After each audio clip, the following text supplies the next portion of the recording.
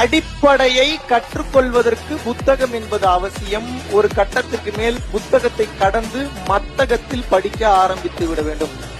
வேதாந்தம் என்பது படித்து தெளிவது, சித்தாந்தம் என்பது சுயமாக தெளிவது, சுய சிந்தனை.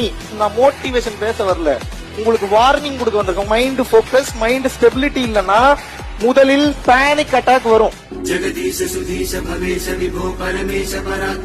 எவ்வளவுக்கு எவ்வளவு வேகமா மந்திரம் சொல்றீங்களோ அவ்வளவுக்கு அவ்வளவு பிரபஞ்ச சக்தி உங்களுக்குள் இறங்குவதை உணர முடியும்.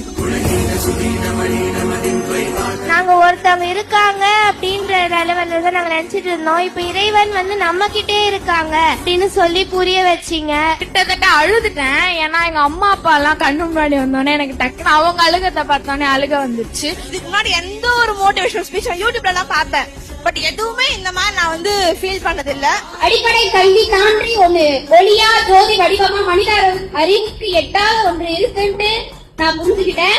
நன்றின்னு ஒரு வார்த்தையை சொல்லி முடிச்சிட கூடாது. இது தொடர்ந்து நன்றி வரும். ஊர் செய்த தவமோ இந்த ஊர் செய்த தவமோ மண்ணை காப்பாற்றிடும் இவனாதி சிவன்.